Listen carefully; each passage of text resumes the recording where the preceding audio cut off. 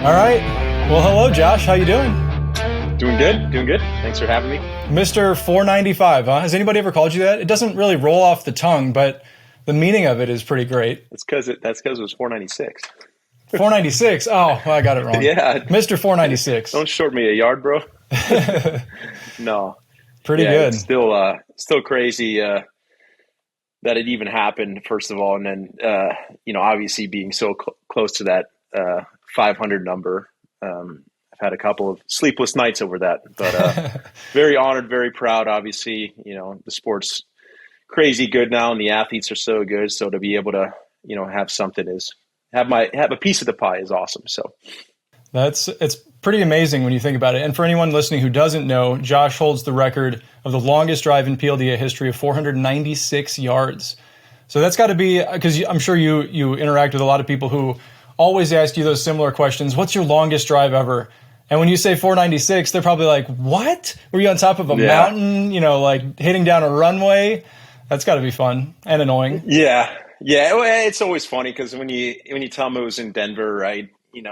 They go, oh, yeah, well, I could have done that in Denver, but it's like, I don't know about that. But, obviously there was a little help. We had some altitude. I think someone said to me it was about a 3% help. But at the end of the day, you look at all the records, they're going to be set somewhere. Yep. More baseballs fly to the stadium in Denver, right, for a reason. So be tough to control it if there wasn't other variables involved. So, and really, if you look at the caliber of the field there, the speeds that everybody's putting up, I think the sport is as faster than it's ever been. And for you to come out and set the record when the bar is so high, regardless of if it's downwind, into the wind, whatever, that's really impressive. Yeah. Like I said, at the end of the day, there's always going to be variables along that are in play. So you gotta capitalize on them when they're with you. So, but very excited, very honored. Obviously I know the sport's been around for a while. It's the longest ball I can remember, at least in the pro long drive and then world long drive era. I don't know what happened prior to that. Yeah. So tell us what's going on now. We just finished up Worlds. We're kind of entering the off season, so a lot of people can handle that different ways. What are your plans? Yeah, I think there's obviously a lot of chatter about things that could potentially happen with the sport. I've heard rumblings that we might be back on TV next year, which I think would be awesome. So at the end of the day, you go back to the drawing board. I think that's the first step for me is kind of analyzing this year and figuring out what was I good at, what was I not so good at, what was the highlights, what were the lows. I think it was kind of an up and down year. Going back to last off season, I think I set a plan in the off season, and looking back on it, it wasn't the best plan. That's part of it. Sometimes you experiment and you realize that. That's so sometimes how you learn is by not succeeding, right? So absolutely. I had, in my opinion, by my standards, a bad year. I was disappointed. I think there was a lot of variables in play, but overall, I think by the end of the season, I was very run down physically and mentally, and that's something that I'm going to try to adjust going into next year. It was nice. I mean, I did after Worlds, I had one speed session and was able to get back up into the low 220s, which was good to see because mentally I was a little slow there and didn't quite see 220 there for the last couple of weeks or months of the season. So, but yeah, it just goes to show, the variability in speed and all the factors that kind of play into it. Yeah, I've had some interesting insights into my swing over the last 6 months or so, and especially going into Worlds. I think I fell into a tendency of really improperly using my lower body. I have a strong lower body, but I was never really loading into that lead side. And as I would swing harder and harder, like my warm-up swings would be, I think, efficient and proper sequencing and everything. But then as I would go harder, I would never really come back in and push off the lead side. And it's a weird sport in that you can put in so much effort and not necessarily have it carry over. So I know you do, like you have one of the nicest looking golf swings, I think, on the PLDA Tour. So is your background in tournament golf? Yeah, well, I appreciate that. Yeah, I come from golf background. Played competitive junior golf growing up, and then played a little bit in college. And got out of college, I had aspirations to play. Dabbled in some mini tours here and there, but it was nowhere close to the level it needed to be to compete at that level those guys are at. And eventually got into teaching, and that was my way of kind of staying connected to the game. And through that journey of trying to educate myself and learn, a lot of what I was doing, I was applying to my own swing, and started to see speed go up. So, back in 2017, someone dared me to go try long drive, and did well, and then got hooked. And it was kind of a second wind at my competitive life. So, being 27, can't really go into too many professional sports at that point. So, but was able to get into it. And then obviously, being a competitor, you see what guys are doing at the top level, and you want to start to go after that. So who are the people that you would learn from at that point when you're getting started or listen to? Because it seems like it's so common for people who have kind of an innate gift or ability for speed that they'll turn to an instructor that doesn't necessarily have that ability. So their ideas might be great and it might work for a lot of people, but they can't apply it themselves. So at least for me, I'm always kind of like second guessing, be like, well, does this guy actually know what he's talking about? Or is that more of like a theory that, might not actually apply here? Yeah. You know So I mean? one of my mentors was Calvin Miyahira, a guy out of Hawaii. I'm not sure if you heard that name. I know a lot of people are familiar with some of his work. Unfortunately, Calvin had a stroke along the way, and I really don't know if he passed or is just not in a state that he can communicate. But no one has had any contact with him since he had the stroke. And it was kind of interesting, up until that point, he started to shift my perspective on the golf swing. So growing up, I was a very technical, kind of over position oriented, golfer, because that's what we were taught, right? We opened Golf Digest and we were trying to chase positions or make our swing look like the PGA Tour, PGA Tour swing that just won the last week, right? And problem with that was chasing positions kind of led me down a path of position golf. It was very unathletic, and it led to bad play. It would have been one thing if I would have actually played good, but obviously it wasn't matching up. So Calvin was one of the guys that started looking at breaking the golf swing down into anatomical components, calling positions what they actually were from a medical standpoint, and then looking at rotation and the role of that. So Excuse me for a second. I want to tell you real quick about my favorite training aid and a sponsor of the podcast, the Lag Shot. It's designed with what they call lag flex technology that'll help you to create and maintain more lag in your swing, which will give you better consistency and more speed, which we all want, right? But my favorite part is that you can go out and actually hit balls with it. It's a real club. They make a driver, a 7-iron, and a wedge. So you can incorporate it into your practice sessions to ingrain the better technique that it's teaching you. Once you try it, you'll see why I love it. Go to lagshotgolf.com/crush or click the link in the description below to get 15% off. lagshotgolf.com/crush. So he was a big fan of Jamie Sadlowski, and that was kind of the model he used to kind of understand a lot of these movements. Calvin did amazing work, and I always said it was sort of incomplete though. Do I think he would have figured stuff out if he didn't, have the stroke and struggle? Yes, I think he would have been a lot closer.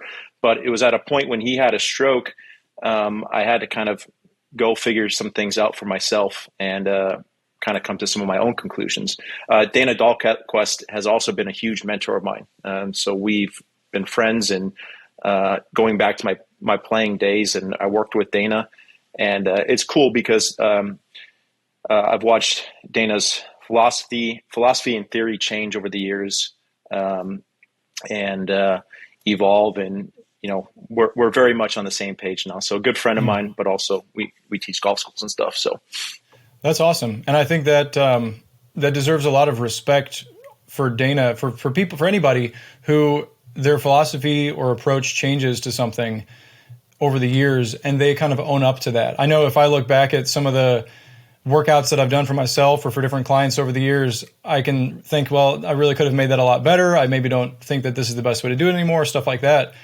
And, I don't really coach the swing, but I would imagine it'd be the same way. So stuff I apply for myself now, I probably would not have been doing back then or vice versa. And I think it takes a confident and honest person to admit that they have made important changes that need to be applied going forward. Yeah. I mean, at the end of the day, right, we're all trying to make, whether it's the golf swing or the strength and conditioning world, you're trying to make as much sense of it as you can, right? There's so many variables that come into play. And until you can fix every single person on this earth or train every single person on this earth to be elite or at whatever they do, you have to continue to have an open mind and continue to learn. And that's one of the cool things that I've seen Dana kind of, do over the years, is just kind of evolve. And he, watched a lot of my power journey, right? And he was able to grow in that process as well. But great friend, really awesome coach, and just nothing but good things to say about him. So how much do you teach and apply to yourself? I guess what would be sort of like the opposite of positional swing? Like instead of saying, the club needs to be pointing at 45 degrees here or there, instead do you kind of focus on like a macro, like I'm rotating here, I'm lifting? What are your thoughts and teaching processes on that? Yeah, I think for me it was starting to understand dynamics, right? I mean, I think when you look at a lot of sports by nature, there's a lot of movement to them. And a lot of times that's because typically it's dealing with a ball that's in motion. So, typically the athlete is in motion and is typically reacting to what's happening from the ball. The hard part about golf is the ball is stationary. And then when we look at what a lot of these great athletes are doing on the tour level, I think there's a lot of room for misinterpretation of how they're actually doing it. And as science started getting involved into the sport, we started looking at, force plates and pressure mats and 3D. And we started to realize that there was some underlying glue that was sort of holding all of these swings together. And as I started understanding the dynamics and how the feet started getting more involved, I started getting back to my old athletic ways. And to me, that was part of the glue that kind of holds the swing together, right? It prevents swings from breaking down on the second hole. Because that was always me in college. I was the type of player that made the swing look great on their driving range, but I'd go play and it would, break down really quickly. And in my mind, I was always trying to figure out what that kind of missing glue was. And I mean, honestly, a lot of it has been watching Kyle, to be honest with you. I mean, watching him with the feet rock back in 2018 or 2019, whenever that was. I think everyone would agree when he first started doing that, everyone was kind of like, what the heck's going on there? How is he going to be able to find the face? But at the end of the day, you start to realize that by doing that, he's actually creating a reactive environment, which I think is definitely going to play into, what side of the brain you're competing in. A lot of sports, and you could comment on this because I'm sure you've looked at this, left brain versus right brain. Obviously, there's a side for performance and there's a side for, not performance. And obviously, I think we want to do everything we can to get into that side of performance, especially when we're competing. So, for sure. That's a huge distinction at any level of competition. But if you want to be competing with the best in the world and, talking about long drive, but certainly any sport, you need to sort of shut off that technical side. And if you, let's say we're playing football and somebody's running at you, it's pretty easy to shut off the technical side. You're just going to try to survive. At least for me. I mean, if you're a pro football player, okay, maybe it's different. But like a normal person would just try to run or try to block or do anything they could. In golf, because of what you alluded to, people are taught certain positions, certain techniques, certain feelings, and it's so easy to be stuck in that way of doing it. So it's been huge for me for the last 6 months or so to be using a launch monitor much more consistently, the Mevo Plus, because then I know exactly what's going on and I can know my data, but I don't need to think about it. And then I'm able to push and really train and for whatever I'm focusing on for that day, if it's speed or attack angle or whatever. And it allows me to really focus on that. And at least for me, it's helped because it's way too easy to get stuck in the numbers and the technical portion of it. And exactly to your point, that's the best way to kill your speed or kill your shot making if you're out playing tournament golf. If you're not being an athlete, I don't know how you can perform well. I know now Bryson, some people would say, okay, well, Bryson is like a very technical person, very methodical, but he has these systems in place where, and you know this very well, where he's following the same protocol every time. So yes, it's a methodical system, but it allows him to be an athlete in that system. So I guess, so what do you like? How do you, for yourself, and do you kind of like experiment and find what's best or ride the line of both? Yeah, I mean, I think you're always looking at, kind of what the science world is saying, right? And you're gathering information from there and then taking that information and combining it with your knowledge and trying to make sense and kind of combine it all together. And then ultimately, figure out what works best for yourself or as a coach, that particular individual that you're dealing with. Some people by nature, I think, are more in that type A personality where they do like more of that structure and things have to be a little bit more systematical. And that's fine, right? I think that's the beauty of this is there's different ways to do this. And at the end of the day, you got to find what works best for that particular individual. I can tell you that on the flip side of that, if you take Dustin Johnson, I'm sure his brain is probably working a little bit different than Bryson's, but obviously both highly accomplished players, both have won majors, plenty of PGA Tour events. So, that's a perfect example of just kind of finding what works best for the individual. It is. And that is a perfect example. And I was talking with Bobby Peterson and Ryan in the episode I did with them, where the final two in the World Championship this year was Bryson and Martin. And there's another, like both ways that it's like the opposites in a lot of ways, right? Like one is a US Open champion and the other guy is intentionally adding in a lot more movement in his body, a very quick takeaway, more of kind of what you would expect out of a long driver, where I think he's looking for like one or two of the best shots in a set rather than somebody who's necessarily going to fill up the grid all the time. And it's really cool for me, and I think hopefully for other fans to see that there are different ways to get it done. Yeah. I mean, on that note, I mean, what an amazing ending. I know obviously, Kyle was dealing with the injury and Justin went OB. I think, but it was crazy to see Bryson and Martin in the final. Obviously they got their thing going on with Regency, but two really good friends and so it's always bittersweet at the end of the year, right? To see someone crowned a world champion is awesome, especially Martin, a great friend of mine. But then it's another end to the year, right? So we won't see these guys for six or 7 months now, and it's time to go back to the drawing work and put a better package together for next year. So, how do you deal with that as a competitor, where you have like a good friend of yours who just won, and that's awesome, and you're super excited and happy for him, but that also means that you did not win. And how do you handle those mixed emotions? Well, to be honest with you, I didn't deserve to win this year. I kind of said to some of my closest, my wife, my family, I said, I stretched myself a little too thin this year. And,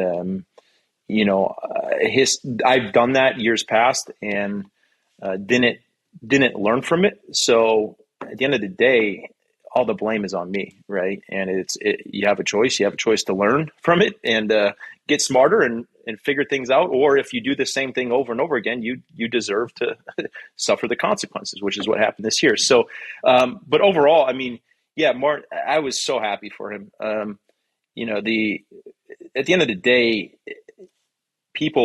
there's a lot of these athletes, right, put so much sweat equity into this, and a lot of times it goes unnoticed, right? It does both because of the recognition aspect, but also the financial aspect, right? We're basically hitting for entry fees at this point. But for someone like Martin, who moved his family across the country He's got a little boy. We're very similar age, got children, so very relatable in that sense. Just very happy to see him finally come through, right? And he's obviously he might have been the first to 230 ball speed, so he's part of that group of guys that like Kyle and Justin that are kind of pushing that upper end of the human body. So yeah, I mean, at the end of the day, I would have been happy for anyone, but especially Martin for sure. So yeah, and what an exciting finish! The top 16. I mean, there were so many exciting moments just in there. You can make a great video of that. But let's stay on that topic of speed and in competition speed. So I know you've studied the numbers a lot. You've been working with TrackMan, I think, for a long time, and you probably know all the data really well. So when you're looking at, how do you explain somebody, and not to name particular names, but not that it's a slight to them in any way, but there are certain competitors who have been slower going back years and maybe 10, 15 miles an hour slower than another competitor that they're hitting against, but they can put up just as big of a ball or sometimes the longest ball of that set. So do you think is the ball a limiting factor? Are they not flighting it well? Or is there something that we're not really seeing, some sort of like a different way? I think I've tried to ask a couple people, and I don't mean to like ramble here, but it seems like, let's say the TrackMan measures like 24 inches after impact. And let's say you're at, or what do they measure, right at impact? Right at whatever. Anyways, let's just say like there's some point. Yeah. Let's say there's some point that they measure like, okay, here it's going 230 miles an hour. What if another hitter has the ball going faster right here or right here? So I don't really know how to describe that, but have you ever considered that, or is that am I just kind of making it up? Yeah, no, I think if you're looking at club head speed, right? I mean, obviously the question is where is the club actually moving the fastest, right? And if someone has a certain tendency in their swing that maybe allows that energy to get out to the end of the club a little sooner versus someone a little later, right? That could change their club head speed. What about the ball speed, though? Their efficiency. Yeah, I mean, I think when you look at ball speed, you made a point. I think every particular ball kind of has the max that you could get out of it. So the top flight ball that we're hitting, I think really for anything above like 215 to 220, I don't think those guys were getting much back from it. I think that's kind of the sweet spot of where it was the best. Every ball is a little different, obviously. But then, obviously, I think centerness of contact is huge. You got guys who come more from a golf background that could hit the center of the face time in, time out, who aren't necessarily as fast, but their efficiency-wise going to get, higher smash factors, which should produce more distance given that the launch conditions are correct, versus a guy who's, super high club head speed, might neck one at 222, right? But that ball's spinning a ton and the spin axis is moving right, a lot to where, you're not going to get much out of that. So I think at the end of the day, it's just, there's so many things. Obviously, if you can have centerness of contact, as the common denominator, obviously we want the speed to keep going up. I think if we're playing the odds in the casino, you're going to bet on the higher speed guy who can hit the center of the face more times than not. So, sure. That's one thing I've been impressed by Kyle with is he does have like a great ability to hit the center of the face very often. I've played a lot of golf with him and practiced a good amount of long drive, and like any long driver, you're going to hit some errant shots, but a lot of times he'll still hit the center of the face, even if it doesn't go exactly where he wants. And that's an important thing. And that's out of all the things he's done. I mean, if you look at the consistency to which he's done them, he starts off his campaign, or he finished his campaign in 2019, win, right? And then obviously we had my years might be off, so bear with me, but I remember he won in Rochester, he won in Tennessee, and then won the World Championship. So 3 out of 3, right? That people have no idea how hard that is from a consistency standpoint.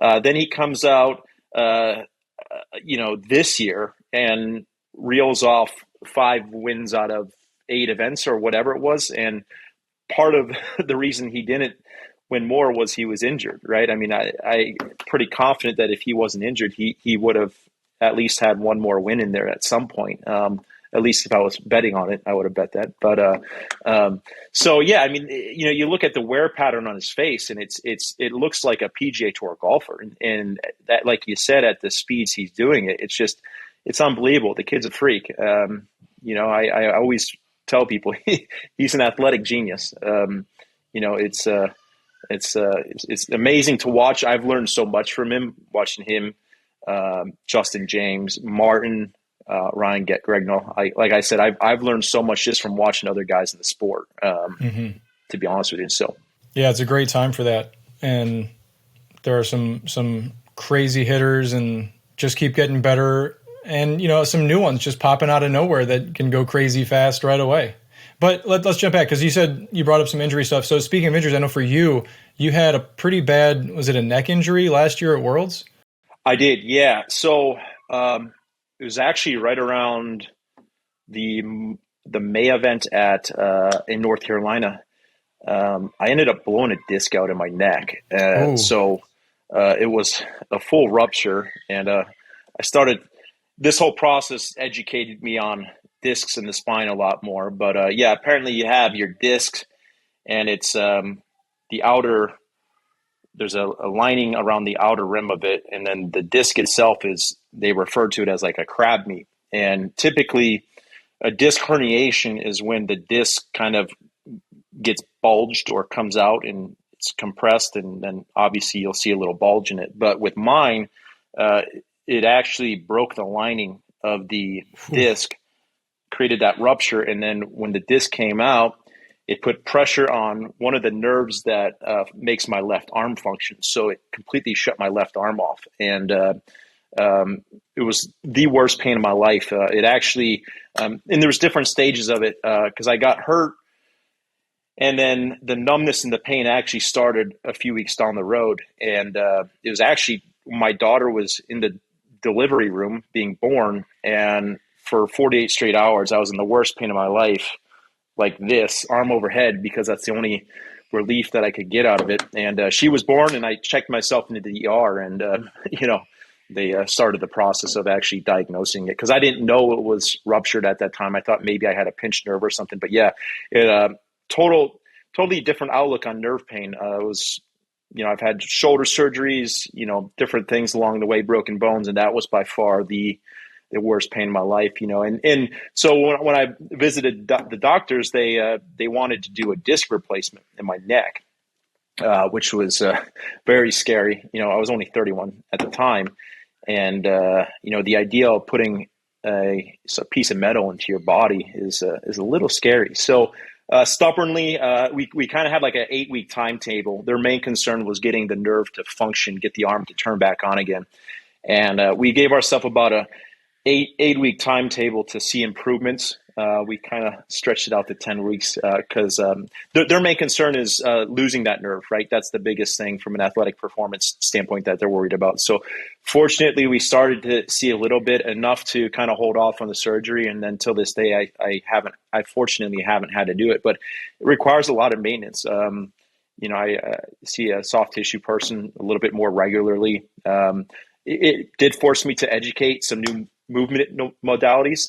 Been down the posture restoration route a lot, which has been amazing. I think that, and the combination of LDOA, which is a technique TPI references a lot, but it's a way to naturally decompress the spine, have been two things that have really kept me out of surgery. So, but yeah, you know, I also have a really good physical therapist I'm working with now that kind of understands the tendency, the dysfunction in my body, the patterns, and then, you know, how to kind of maintain that and get over the hump. So do you do actual decompression, like have something that's actually pulling? Yeah, we messed with that earlier in the process. I had a little thing you'd lay down and hook your neck up to and then pump it. But I don't know. I mean, it's something just doesn't feel right about it. I think like, my experiences with that is, yeah, it creates a little temporary relief. But which is great in the short term, right? If you're in pain or something, but my Sure. mindset was always to create more of a long-term sustainable option, right? Yeah. So that's where, like I said, I wanted to kind of go down the route of correcting it or fixing it with, stuff that I felt would last a little bit longer. So Was there a sudden trauma, like a car accident or something, that actually caused it? there was a couple different things. So, and actually, I'll clear this up right here. People think I got hurt shooting YouTube content with Eric Sim out in Arizona. Obviously, we were being idiots, throwing baseballs and hitting baseballs, but I was not injured during that time. Now, I will say that, uh, you know, anytime you introduce a new movement pattern, like a batting or throwing, and you haven't done it in a while, it could possibly, tighten up certain tissue.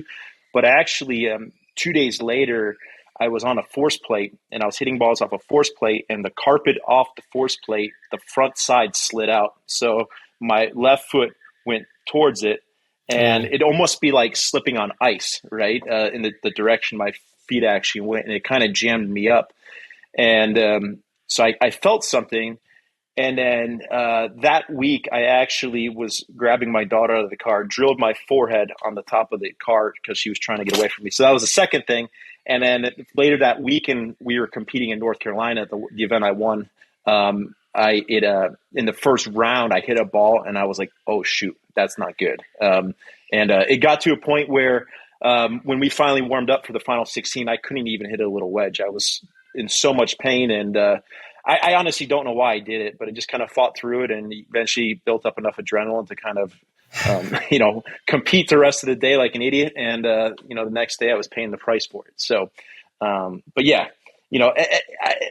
I was telling someone that, I think like I don't want to keep using that as a something that seems like it's holding me back, right? I mean, I've had times where I felt great. Is it a little tougher to manage? Yes. I think, we're getting to a point where I feel like I can get back to that form that I was, so, and, at the time I was super fast. I think I hit 157 on the TrackMan, 227 ball speed. So, definitely one of the fastest at that time. I don't So, think anybody would call that an excuse. I mean, that's a very, very serious injury. And anybody who does compete in sports knows that even a little injury, like in 2019, I sprained my thumb in a weird way, and I could like hardly hold onto a golf club for the remainder. It was like the second half of the season. And that's my thumb. Okay. That's whatever. Your neck is way more important. Your spine is way more sensitive and necessary for any kind of movement. So to have an actually ruptured disc, it's not an excuse. I mean, for a long period of time, I think that's a very, very, very legitimate thing to point to. but I think But the hard part about go ahead. I'm sorry. well, just regardless of any, whatever, you're still doing phenomenal now. So I'm not trying to take away from that. Yeah, no. I think the hard part about speed too is right at that elite level. I mean, you have to commit to it to where there's no fear or anything that could Right. slow you down. And I think that's the biggest thing is just being able to, feel decent enough to trust that I'm okay. Like I'm not going to make a swing and end up on the ground because I just got paralyzed or something. So yeah, it's like I said, it's a part of me now. I've gotten smarter because of it. So in a way, looking back at my journey, a lot of the injuries I've had forced me to educate myself and get smarter. So yeah, I mean, like I said, for me, hitting 220 early in the off season was actually very positive, right? I was very, I've seen it before, but at the same time, like I said, when you're coming off of a low, little wins like that are great to kind of, start the process of building back up. For sure. Do you do any kind of like neck strengthening exercises to build that area up, or is it too sensitive? Yeah, so a lot of breath work, believe it or not. Hmm. So typically, when I have problems with the neck or I experience numbness, is typically when I'm on airplanes or on long car rides where there's a lot of gravity kind of pushing the spine down. Obviously, it doesn't help looking down on our phones all the time. Right. But typically, for me, the tissue around the neck, the pec, kind of everything through here tends to get tight and matted down. So a lot of the posture restoration exercises that we do focus on using the breath as a way to expand the rib cage to kind of free up all that tissue around here. And I think in that process of understanding the breath and the rib cage, I think it a lot of time goes underlooked because it's, not sexy. It's, not in vogue. But at the end of the day, we got to think about our bodies, our system from internally working out. So, the breath, the way the diaphragm sits, affects the alignment of the spine. And at the end of the day, we've been working to create as much length on this lead side as possible. So, yeah, I wish there were a better way. Maybe you have some ideas to sell to people the idea that you need to get better at the fundamentals and you need to do those basic things. I have so many clients that I encourage them to do like little corrective exercises, like rocking on the ground, rolling patterns, various little things that you can do anywhere with no equipment, and they'll really help you. But they're not really that exciting to do. They'd rather go do a certain swing drill or lift heavy or throw a medicine ball. And there's a time and place for all those things. But sometimes it's just that little stuff that you need to get started. Or for certain long drivers, this is certainly the case, where they need to just get better at ball striking. And the speed will come, down the road. But if they can't determine if they're going to hit a fade or a draw, you probably should start there and then build up. So how do you go about that? Yeah, I mean, well, for me, like I said, a lot of these came, as necessity, right? I had to figure out something, or else I wouldn't have been able to compete.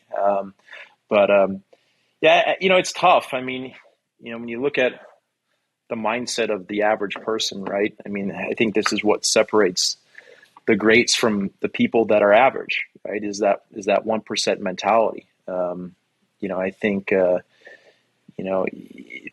No matter what you do, you have to be invested, not just financially, but mentally.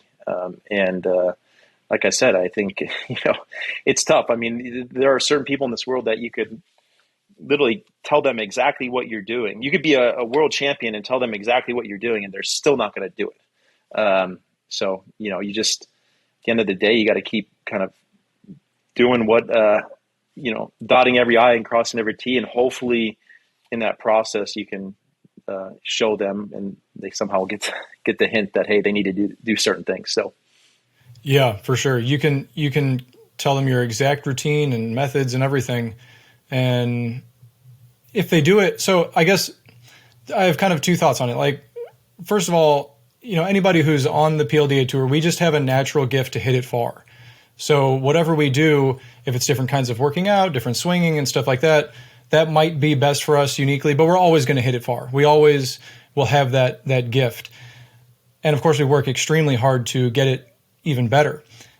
There are a lot of people that could follow the same routine and they just never will be able to hit it as far. Now, I don't mean that as like a discouragement for people. I mean it more as maybe you're not going to be number one in the world, but everybody can get better. Everybody can improve.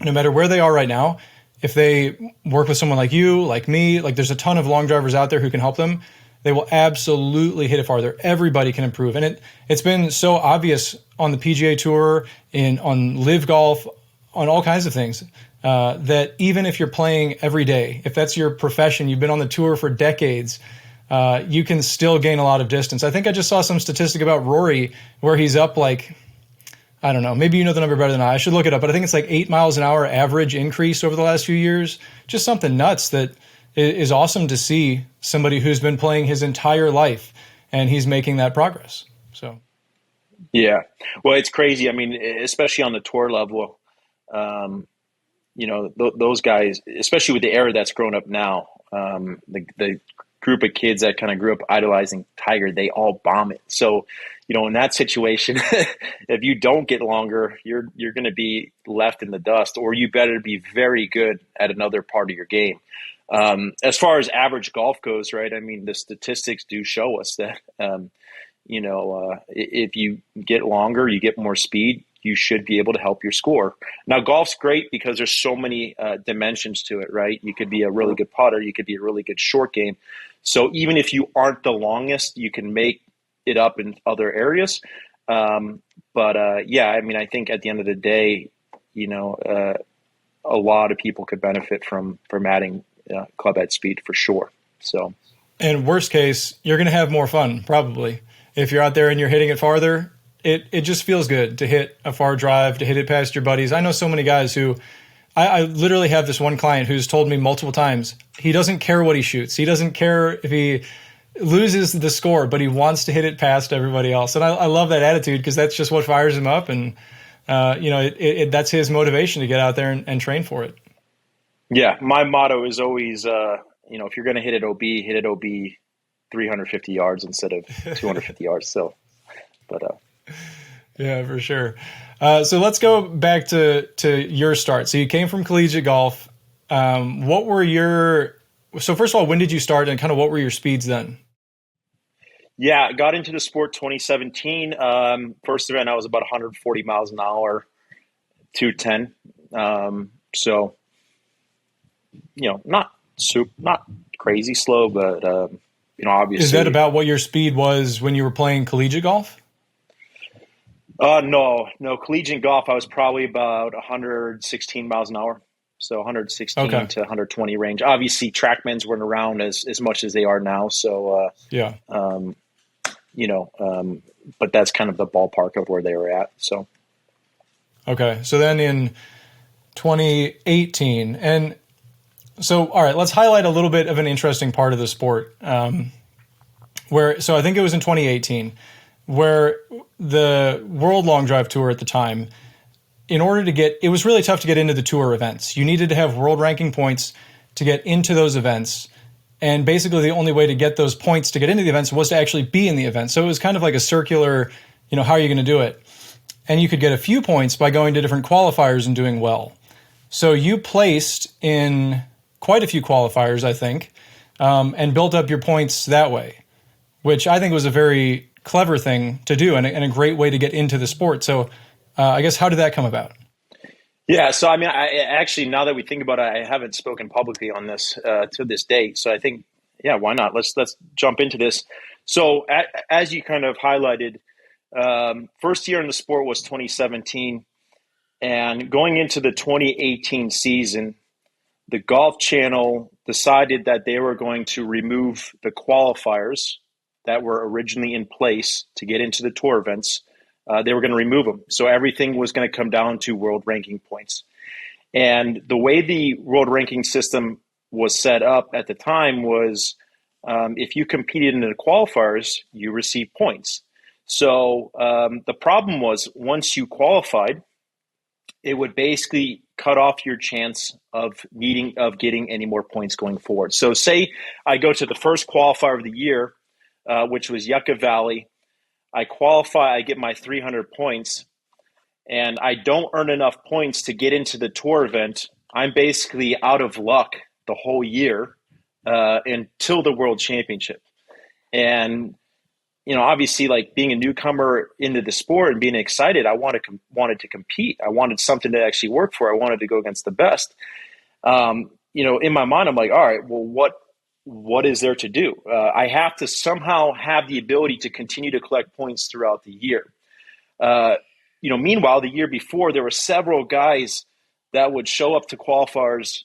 They'd get their points and would not actually qualify because they weren't good enough or didn't have a good enough event. And they would keep racking up the points to the point where they'd be continuously in the tour events. And in my mind, I'm like, this isn't healthy. This is not healthy for the sport.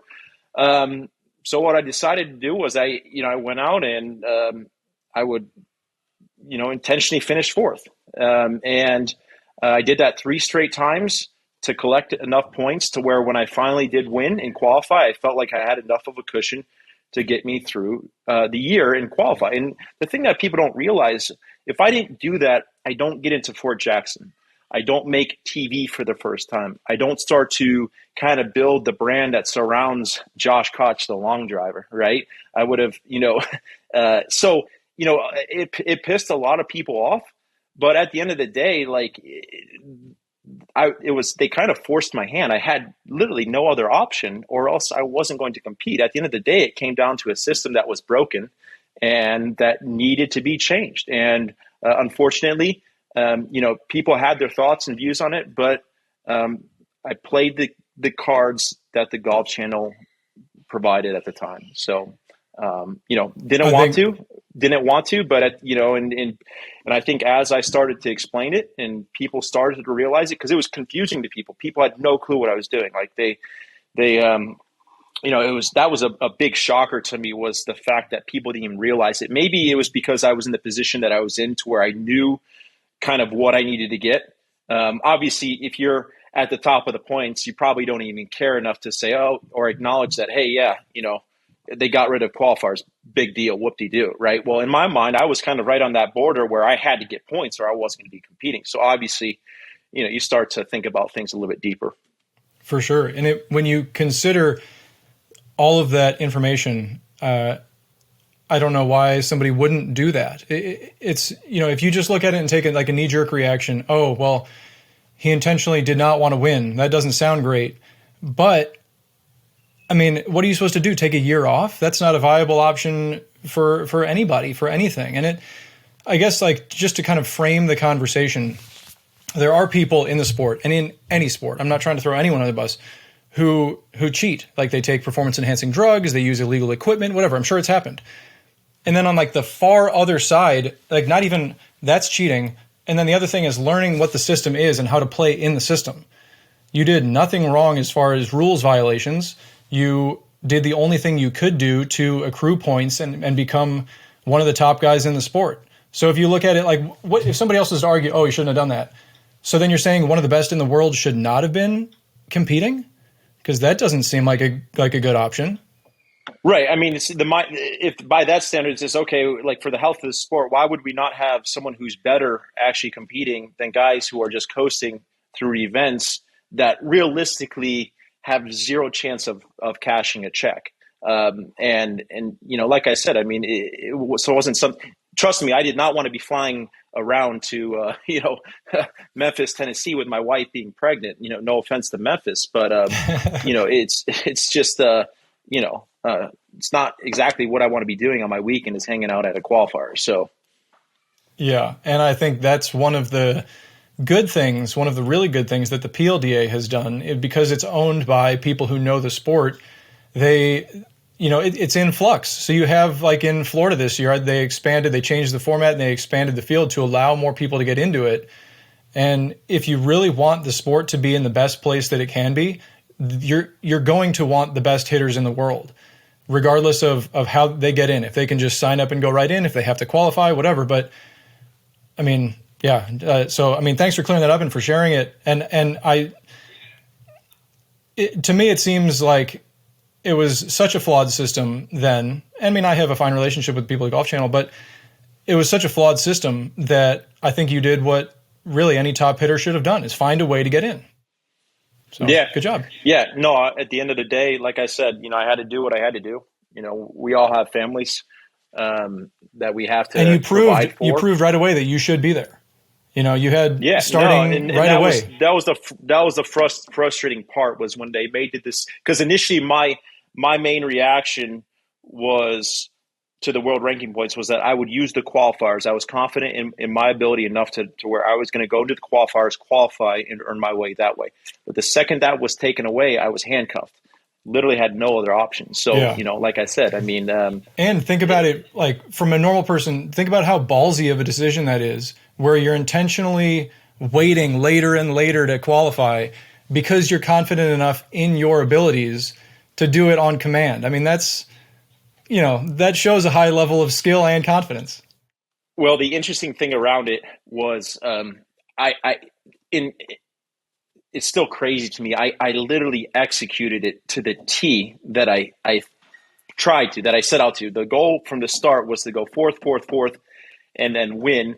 And sure enough, like, I pulled it off exactly. But there's a lot that goes into those rounds of 16. I mean, I remember the first event in Yucca. I mean, it came down to Landon Gentry hitting a ball and hitting his sixth ball in play that first day, or the whole system was screwed up. I would have accidentally, qualified, and then I would have been done. So thank you, Landon. I appreciate that. Love you, buddy. But yeah, it was, to be honest with you, like, part of it was like I was kind of figuring it all out, running the scenarios in my head on the tee box. So yes, I had a plan of this is what I'm going to do, but but part of it was a little bit on the go. And the crazy thing was, like I said, I pulled it off, and it got to the final round in Memphis where I almost didn't qualify. So the goal was to qualify the final round in Memphis, or the second day in Memphis. And the problem was I actually almost went OB unintentionally, to where it almost put me in fourth place again. And I was like, I'm done. I'm tired of driving around to these qualifiers. But yeah, at the end of the day, it's behind us. I think it's good to clear that up for anyone.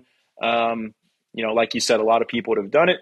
If you had a problem with it, I'm sorry, but it is what it is. So, yeah. And then, like, on a positive note, that is one of the things that I really do like about the PLDA Tour, is that the people who are running it know what they're doing. And there's a very fair system for people to be able to get in right now. Yeah, I mean, you can't award world ranking points in qualifiers. I mean, it just doesn't work. So, if you're going to award world ranking points, you got to be hitting against the best in the players, and the best players in the sport. And like you said, I mean, it's good to see that system is no longer in place, because it was bad. So, and kind of similar. I don't know if you ever got into like mini tour stuff after college, and I was talking maybe on more than one episode, but certainly with Bryson when he was on, about the qualification process to get on either the PGA Tour, Korn Ferry Tour, whatever it is. And that's one of the things that I'm probably most excited about Live Golf, is that it provides another path for high-level golfers to pursue professional golf, where you don't have to go out and play maybe like I don't want to say it too mean, but like, you don't want to play a rinky-dink course and go shoot a 62, and then you go up on the big boy course, and then you don't make the cut. So as far as I'm concerned, the current way of qualifying to get onto the tour is not a very viable option for growing the game. And I think what Live is doing and what they're going to be doing provides another path. So kind of along the same note, like, it's a way to grow the game. I mean, that's why I stopped chasing it. I mean, to be honest with you, you're looking at the numbers of, one, what it took financially to even give yourself enough of a chance, and then two, the process of actually getting there. And you're like, boy, this is I'm going to be in this for a long haul, right? And being someone who wanted to eventually settle down and get married and have a wife, that's a lot to put on your family. You're looking at the risk of not making money for a long time, having daughters now. You want to be able to provide for them, and it's a tough system. It will be interesting to see what new changes it prevents or that present itself. I think Live is a very interesting play. I know the Asian Tour will be kind of the direct route to the Live Tour now. So I think it's great. I think at the end of the day, I always think back to the guy, like you look at Live, right? You look at the guy some of the guys that have had really good years, right? Like the guy out of Oklahoma State who won against some of the best players in the world, right? Like, I mean, if he doesn't take that shot at Live, there's a chance, we may never have ever heard of him, right? Realistically, I'm sure he would have probably got some starts here and there, but yeah, I think that's the tough part about professional golf is, if you don't play well at the right time, you could be a really good player and no one will ever know your name. So yeah, and I talked about this with Landon. So like, again, I don't want to repeat myself too much, but I want to know your thoughts, because it seems to me like if you have people who go that like Monday qualifying or Q school route and they get in, that's a very intense, like, you're fighting to survive. And on the other end of it would be if you're getting a nice signing bonus with Live Golf and you're going over there, and it seems to me like that you're really putting on a show. You're being a performer and an entertainer. So what are your thoughts as to what will bring out the best golf? Like that necessity, like I need to make the cut in order to eat, or I'm over here to have a good time and to put on a show. Yeah, I don't know. I mean, I think the guys that are at Live, right, a lot of them have already proven themselves to some extent. So I think it will be interesting to, to see what the process of actually getting to the Live Tour is like. So it's kind of tough to comment on it. I do think that, and it was kind of interesting seeing the tour make their counter move. I do think that there should be some type of guaranteed money involved in having a card, right? I think because what people don't realize is that a lot of times if these guys miss the cut, they're paying their team their airfare. I mean, you're looking at $8,000 to $10,000 in the hole, right? I mean, that's tough. I mean, that's not a place you really want to be in mentally, So yeah, I like the fact that there's some guaranteed money involved. I mean, you look at every other sport, I think at least a baseline. I'm not saying that guys shouldn't have to go out and earn the rest of it, but I do think some type of security it would allow players to kind of assemble teams and have a budget, at least a process to get to where they need to. So, yeah, I agree.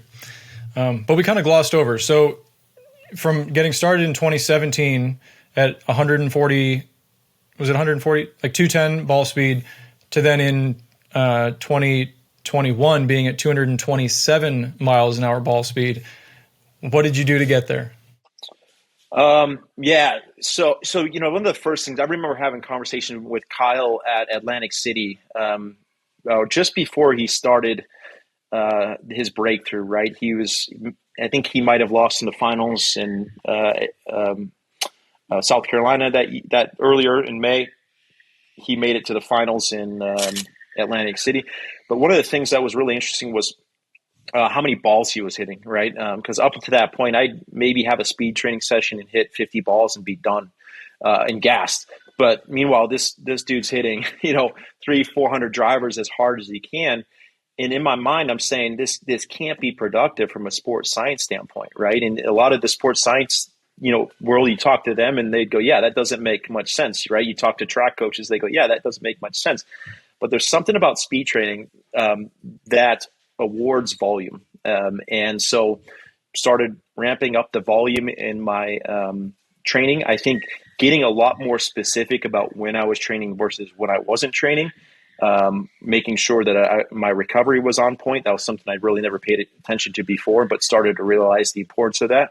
And then really periodization. So varying work in the gym and on the range throughout the course of the year, depending on what my goals were. So earlier in the year, obviously would hit the gym a little harder, would do some speed work, but wasn't as heavy as I would as I was getting closer to needing to peak. But yeah, I mean, mainly volume, understanding recovery, periodization, both on the gym and in the hitting world. So yeah, all those things kind of helped. I think, for me, speeding up the backswing was really important too. I think, I always tell Martin this. I used to watch him and Kyle, and you could actually hear their club heads in the backswing. The club head would go back so fast it whoosh. So obviously they had a very fast tempo. And so when I set out in the 2019 off season, my goal was to speed it up as fast as I could, which is really contrary to what we hear as golfers, right? But there's so much benefits from a speed standpoint. So yeah, I think the periodization is huge. Where I know I've had a problem with that in the past because I like lifting weights. It just feels good to me to lift something heavy, but it can be counterproductive if you're looking for max speed. And so at least max speed for a certain number of reps. Because if your volume is here and it's like, oh, I'm going to lift more and I'm going to hit more, it's not really going to work out. You have to do that periodization, the undulating, like what do you really want to specialize in right now? And knowing what to do in the gym to then maximize your ability to be able to put up that max speed. Because you shouldn't try to redline both. I think I've asked too much of myself of that in the past and found out that it's not the best way. So, but it's hard. It's hard to not want to go and like whatever my max is on a squat or a deadlift or something, like I want to keep it at that level and be building on it slowly. But I know that I have to stop that at times and focus just on the speed. But it's mentally, it's a tough one to do. Yeah. I mean, for me, like I've always, grew up like for me, if I wasn't gassed and dripping sweat by the end of the workout, it wasn't a good workout. So for me now, understanding like it's okay to leave, a workout not feeling like you have more in the tank because it will allow you to recover and go faster, for your speed work. And that was like I said, same thing with me. It's anytime you get to the elite level of stuff, you're typically dealing with people that will do too much, right? You typically don't have to push that top 1%. And then it becomes about, getting smarter, right? And Yep. and having a plan and getting, smarter within the framework of where you're at. So, but yeah, totally agree. And for an athlete, that feeling of walking out of the gym and just being totally gassed, it can it can be two different ways where you're muscularly totally fatigued and like the muscles are broken down like a bodybuilder would feel. Or you can feel like your central nervous system is down, is drained, and you stimulated that. And I think that's for people that are on a higher level, that's more important because we already have the underlying foundation of strength and muscle required, that then you really just want to be peaking your central nervous system and training that. So whatever your muscle is, whatever your strength, like you want to be able to do it as fast as possible for that little short period of time. So it doesn't matter if you can do something that takes 2 seconds, because a golf swing, the contractile portion of a golf swing is what, a third of a second or something like that. So that's kind of like our time frame, and we need to be maximizing our central nervous system for that time frame. And it's a very different, it's a very different way to approach it than what you would learn just growing up, going to the gym, doing old school workouts. Right. Yeah. Totally agree. Now, I would say that you and I both have very strong lower bodies. What do you think? And I know you have like your road to 150 or 150 blueprint. What's the role of the lower body in the long drive swing and the golf swing? I'd say it's, obviously huge. I have to say, for a while I thought I had the biggest butt in long drive, but I think I have to pass that on to you, Steve. You have an immaculate glutes, probably the best in the sport. Thank you, I think. But yes, I got to give that to you. So it's going to motivate me to get back and grow a little bit more. But I think the lower body's huge. I think and that's going back to what I was talking about this year as I kind of started to deplete towards the end of the season, did a lot of outings, was on the road a lot. You're not in the gym as much as you'd like to. That's the first thing that kind of starts to go. So I think, getting stronger, being able to jump higher and more explosive, I think is really, really important. I'd probably say, as far as long drive and distance goes, you're better off having a stronger lower body than a stronger upper body. If you had to pick and choose, obviously you want the total package. I think you're going to benefit more for speed purposes by having a stronger base. So the way I've kind of thought of it in the past is like the way a rocket takes off. You have like the biggest burner, the biggest engine that starts the rocket ship moving up, but it's moving pretty slowly. And then that one breaks off and you have another engine that moves a little faster and faster. That's kind of how I've pictured the golf swing before, where that biggest engine that's starting things moving is the lower body. Because obviously you're not holding the golf club with your lower body, and it's not actually like directly swinging, but it does it kind of puts everything else in motion. Is that how you see it? Yeah, 100%. I think, it helps with generating force. I think as you fire your pelvis and push off the ground, I think you just need structure to be able to support it. I mean, Kyle, actually, interestingly enough, I don't know if he's wearing tighter pants or what, but his legs look a lot bigger. Justin James, huge lower half. Obviously, he's huge everywhere, but I just think that you're not going to see too many long drivers with a small lower half, except for Sam Judah. So he's got nothing going on down there. Love you, Sam. Yeah, it's interesting to see. There are some different body types in long drive, but a lot of times, you need that kind of bigger engine and getting things going. But I mean, just as important, it doesn't matter if you have the strongest lower body in the world if you're not letting your hands whip through and getting a lot of speed, right? That's correct. You got to get the energy to the back of the club head and to the ball. So I always say that anything with the body, it's nothing if you don't know how to transfer energy, right? You could fire your hips all as fast as you want, but if you don't know how to actually get that energy, to the end of the club and to the back of the ball, you got nothing. So that's where the art of what we do is so important. The art and the science, I guess you should say. So yeah, it is both, and they kind of lend insight to one another. You use the science to learn more about the art, and the art, exemplifies the beauty of the science. But what would you tell people that you're working with who don't efficiently whip their hands through impact? What kind of drills or whatever do you give them?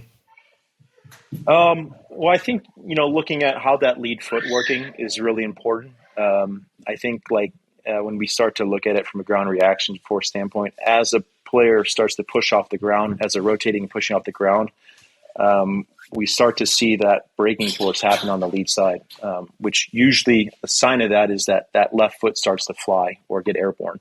And that will eventually start the process of decelerating the pelvis, decelerating the upper body, and then at some point we have to decelerate the arms so that the club can accelerate. So, it's interesting watching Martin, right? He's doing a lot of these drills where he's kind of almost cutting his finish off like barely into the finish because he's trying to sense what it takes to getting that end of the club to accelerate. So, but yeah, I think anything for me, I love using products that are very whippy, like an orange whip, some of the Mach 3 speeds bomber stuff. Obviously we're using whippier shafts.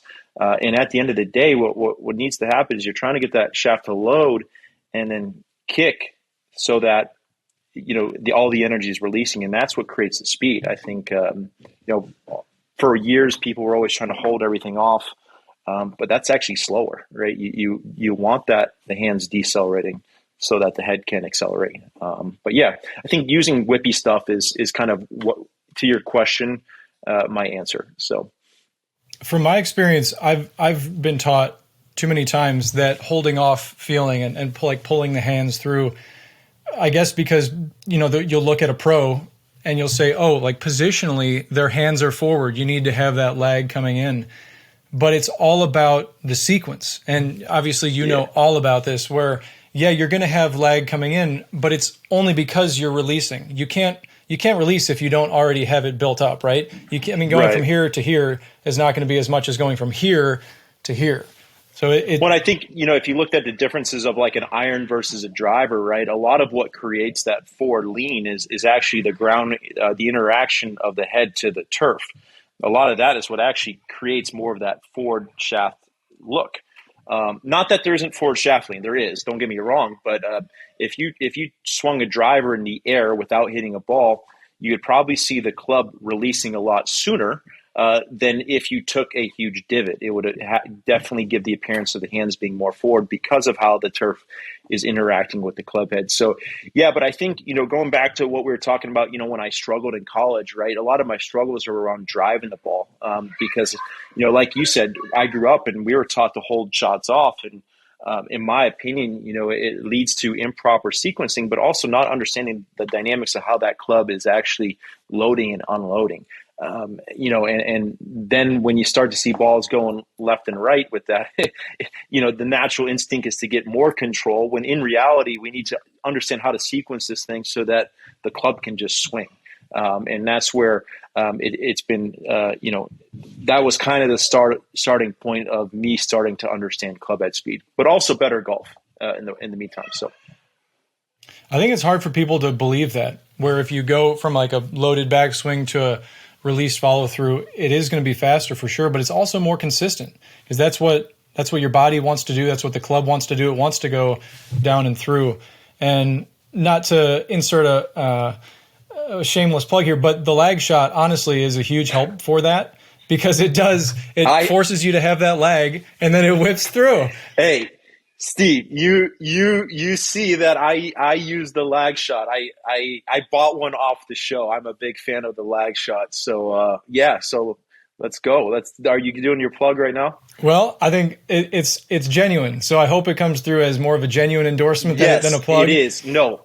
Because it is one of those things, like you said, you need that whippy shaft and it forces your hands to go through and give you the exact release that you're looking for.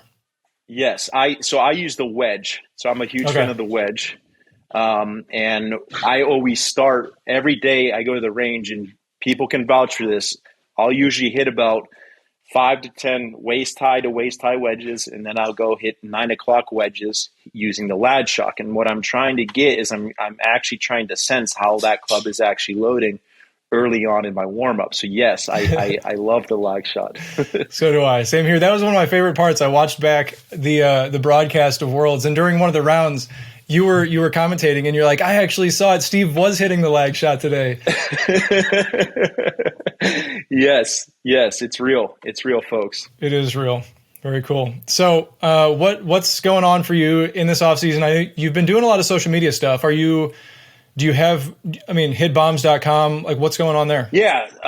So we're launching, come the new year, the 2.0 version. I have, so obviously it's a program me and Dana Dahlquist, started last year, and we kind of tested it as a trial run. We released our 1.0 version January 4th, I think.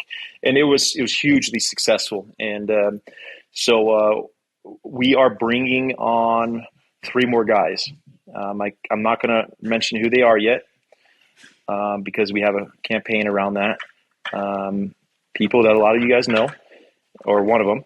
And we are going to release the 2.0 version, hopefully by Christmas, if not the start of the new year, if we can get it all shot and finished. And so we'll have everything from swing to overspeed and workout stuff. So very excited about that, and it's going to be a lot of work, but it's going to be a lot of fun. Obviously, trying to pump it on social media. I'm not the best social media person. It's one of my, my negative, not my strengths. We'll put it that way. So yeah. So hopefully, we'll be able to step it up a little bit here to help kind of. And who do you want? Who do you suggest should join? Like an amateur golfer, long driver? So there's going to be. I don't want to give away too much, but I will say this: it's going to be a program for every demographic of golfer, and really looking forward to it. I think that's the biggest thing that we took away from the first year was, when you look at the 150 mile an hour blueprint, I think sometimes people get scared that it's mainly a program for long drivers, which wasn't the intent. It was supposed to be a program for everyone, but we just in our second year wanted to set out to kind of clarify that and. Let this know that, hey, there's some options available, and anyone, no matter what your demographic is, can benefit from this program. So, and I guess I should have mentioned this earlier, but on this topic as well, because we were talking about collegiate golfers and whatnot who are now, maybe grew up watching Tiger and now they hit it really far. If you don't hit it far, you're putting yourself in a tough situation where it puts so much pressure on your short game, on your putting or whatever for that day, to try to keep up with the people who are hitting it farther. So you're, even if you don't really care how far you hit it, if you want to play competitively, you should prioritize that to some extent, just so you're not at a disadvantage as you get in there. Yeah, I mean, look at the stats. I mean, I think Mark Brody, who was the guy who came up with the strokes gain metric for the PGA Tour. When you look at strokes gain driving, it's one of the biggest differentiators of people who are winning and who are not winning, but also at an amateur level, right? It's one way to you hit it further. The statistics do say that, your score should go down by driving it further. So, and that's what we wanted to build a program that not only encompasses speed, but also encompasses better golf. Like you said, sometimes people think that a lot of times that those two don't go together, but the reality is a lot of times by moving more efficiently, your speed will also go up, but you'll also hit it straighter in the meantime. So, yeah. And there are so many numbers to back that up. It's interesting if you look at the Decade Golf System, if you've seen that at all. He essentially recommends, of course, he has different parameters for widths of target areas without hazards that you should hit different clubs. But he essentially says hit the longest club that you can, because you can hit it into trouble, you can hit it into the rough with any club. So you might as well be as far up as you can if you're going to do that. And that goes to our point. Hit it far and go from there. Love it. Let's talk just a little bit about the mental side. So okay. I guess, do you have certain mental routines that you follow? Do you have active, conscious swing thoughts when you're competing? What do you do? Yeah, I mean, yeah, for sure. I mean, I think they've been very consistent over the years. I think when you're looking at the build-up for an event, I think, there are, and I've unfortunately had to learn this the hard way, but there are certain thoughts that just don't work in a competitive format, right? I mean, you might be able to think about it in practice, but Every time I'm about a week out from competition, I go, okay, what am I going to bring this week that I know has worked in the past? I'll never forget Rochester 2019. I went up and I was trying to do something with my pelvis at address, and it was like the worst experiment that I'd possibly ever ran on myself. But like I said, I mean, you quickly start to realize, like, okay, like that's something you can't compete with, right? You got to kind of go back to your trusty little process. Yeah, are there thoughts? Yes, I think they tend to get a little bit more external as you get closer to competition, more ball flight basis. What way am I trying to hit it? Where am I trying to aim it? Where am I shot shape? More away from a tournament might be more of the internal thoughts, right? Technique, swing. What am I doing with my arms, feet? Different triggers. But it's interesting. Like I said, I always end up kind of going back to the meat and bones of what I've done over the last couple of years. So it's just a comfort thing. I think I'm the type of person that likes to. I'm not someone who likes to tinker too much before an event. I like to kind of ride what I've been doing into it. You look at that, like with all the equipment I've used, like shafts and heads.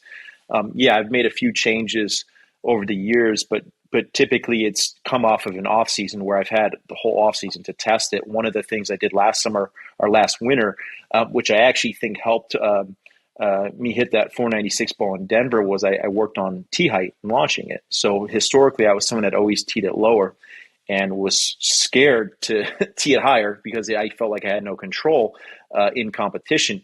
So last off season, that's first thing I did and worked on it all through the off season. And fortunately, by the time the first event came around, I was very comfortable doing that, which allowed me to launch it higher. And then when you get a day like we did in Denver, it's a nice marriage there. So, but yeah, I'm typically someone that will like to do more experimenting away from competition. But mentally, same thing. I always have some type of movement, some type of trigger. I'm huge on that. I try to keep it as reactive as possible. I think that's kind of the gist of it. Cool. I know we're both big fans of ice baths, and for me, that actually helps my mental side. Where if you can go sit in an ice bath for 10 minutes or 15 minutes or whatever it is, the discipline that takes and the breathing techniques that you need to employ to survive in there, I think carry over to competition as well, because you need to do the same kind of thing where you're doing whatever you need to do, but you're not consciously thinking about it. You're just pushing through whatever it is. And, again, like breathing, if consciously breathing helps you or whatever it is, but pushing through that pain carries over to competition. Yeah, ice baths have been an interesting world. Actually, I didn't do enough of them last year. One of the critiques to how my year went personally, but I think when you first jump in an ice bath, it's amazing that initial shock, right? I mean, it forces you to actually, going back to some of the breath work we talked about, it forces you to breathe in ways that you have to just to keep your body alive. Some people say ice isn't great for recovery. I don't know. I think at the end of the day, I feel better, right? Which is the most important thing. And typically I always like to do them, 24 to 40 hours before I'm trying to do some type of speed. I know every day at the World Championship, I'm doing them just because that week is so long and I'm trying to do everything to recover. So they end up being like half ice baths because the tub at the Holiday Inn can't hold my body. But I think, like we said, it's just emphasizing recovery. There's obviously the mental aspect to it. I only do 5 minutes, so 10 to 15 minutes is very impressive. I think I huge fan of ice baths. Big fan of Wim Hof. So I'm not sure if you've seen any of his work. Yeah, he gets intense. It'd be really fun to go like train with him and learn some of his stuff. But well, let's do it. Let's find one of his little camps or whatever. We could go do it and document it for the Yeah, for sure. Count me in, man. Yeah. All right, so let's end with this. What feels better for you? Like, what's a more proud thing, to be a winner of, because two times PLDA winner, or to hold the record for the longest drive in PLDA history? Ooh, that's a good one. I think right now the record is probably just because I think a lot more people, like the average person, relates to like distance a lot more. I think that's probably what I'd say right now. I think if it was maybe a world championship, that would obviously top that. I also think 230 ball speed is another like major milestone in the sport. But yeah, I mean, anything you can say that you have that, there's only one record, right? Yeah. There's a lot of people that have won events. So I think, obviously I think we'll leave it with the record for now. That's pretty cool. Yeah. Well, good job there, and good job the whole season. I know you said you got, some things you are unhappy with. I'm sure you'll be working hard this off season, but you're a great ambassador for the sport, a great competitor, and it's been great getting to know you here on this episode. Likewise, I appreciate that. So thanks. Thank you. Thanks for having me. Yeah. So everybody, go to hitbombs.com, buy a lag shot, do all of that, and get ready for next season. So, Josh, I look forward to seeing you out on the tee. Hopefully we can get together this winter and do some training and yeah, for sure, and things like that. For sure. But cool. Worst case, I'll see you on the tee next year. Do it. All right. See ya.